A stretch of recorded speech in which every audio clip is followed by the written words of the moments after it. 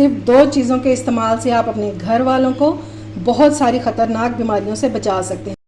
अस्सलाम वालेकुम my YouTube family, उम्मीद है आप सब ठीक ठाक होंगे और अपने घरों में अपनी फैमिली के साथ खुश और आबाद होंगे। आज की वीडियो जो है ये बहुत ही इंफॉर्मेटिव होने वाली है, क्योंकि इसमें मैं आपको बताऊंगी स्ट्रॉबेरी धोने का तरीका।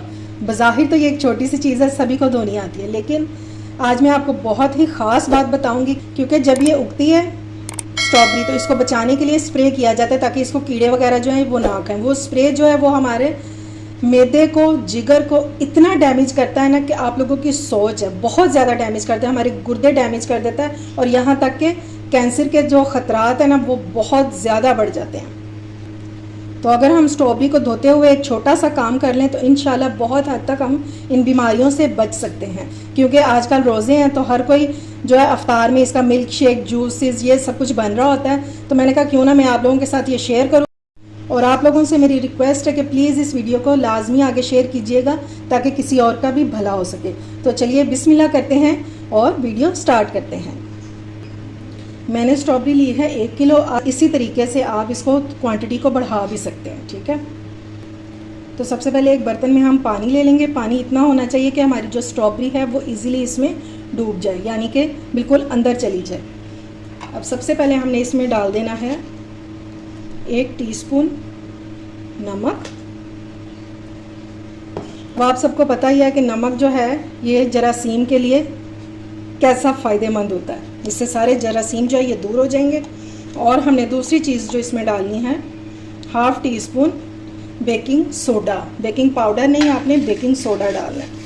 बस ये 2 चीज़ें, इनको हम मिक्स करेंगे और इससे इंशाल्लाह ताला हमारी जो स्ट्रॉबेरी है जरासीम से बिल्कुल पाक हो जाएगी। जो इसके ऊपर स्प्रे किए होते हैं उसका असर भी काफ़ी हद तक 99% तक जो है वो बिल्कुल ख़त्म हो जाएगा। बस अब इसको मिक्स करेंगे हम, और ये जो स्ट्रॉबेरी हमने ली थी ये हम इसमें डाल देंगे।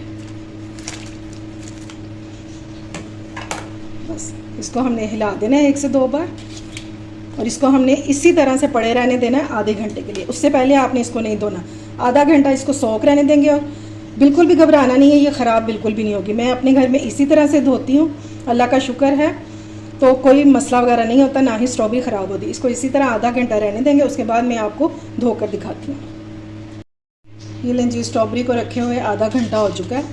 इसको एक बार हम हिला देंगे और अब हम इसकी सफाई करेंगे। तो इसके लिए हमें एक्स्ट्रा अलग से पानी चाहिए। अब एक और बॉल में हम पानी ले लेंगे और इसको हमने इस तरह से ये उतार के और इसको इस तरह से पानी में डालते जाएं, ठीक है। इसी तरह सारी मैं ये छील के इसके ये उतार के फूल, तो फिर मैं आपको दिखाती हूँ। अगर कोई ख़राब हो, जैसा कि ये देखें, ये आपको लग रहा है ना ये इधर से ख़राब है, ये आपने निकाल देना, इसको ही छोड़ना। बस इस तरह से आपको छील के ये निकाल देनी है। बस इस तरह से हम इसको सादे पानी में डालते जाएंगे।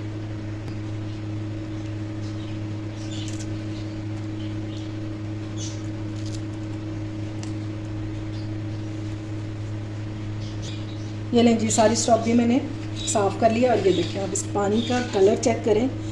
जब हम इसको सादे पानी से धोते हैं तो ये सारा गंज जो है इसी तरह से इसमें रह जाता है, चाहे आप इसको 4 पानी ही क्यों ना धो लें, ये डस्ट वगैरह ये नहीं उतरती, ठीक है। तो इस तरीके से आप ज़रूर धोइएगा।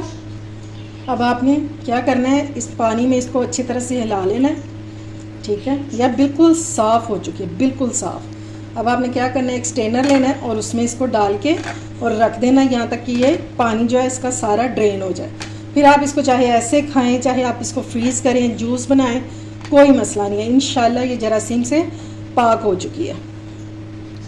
ये लें जी, माशाल्लाह से हमारी स्ट्रॉबेरी जरासीम से पाक रेडी हो चुकी है। अब आप इसको जैसे मर्ज़ी खाएं, चाहे फ्रीज़ करें, चाहे अफ्तारी में जूस वगैरह बनाएं, मिल्क शेक बनाएं, इंशाल्लाह ये आपको कोई भी अब नुकसान नहीं देगी। और ये जो तरीका है ना, ये मैंने खुद से इन्वेंट नहीं किया, ये मुझे एक डॉक्टर ने बताया था कि आप इसको इस तरह से जो स्प्रे होते हैं उसके नुकसानात से इस तरह से बच सकते हैं। उम्मीद है आपको आज की वीडियो पसंद आई होगी। अगर अच्छी लगे तो फ्रेंड्स एंड फैमिली में शेयर किया करें और मेरे चैनल को सब्सक्राइब भी किया करें। अपना और अपने प्यारों का ख्याल रखें। मुझे दुआओं में याद रखें। अल्लाह हाफिज़।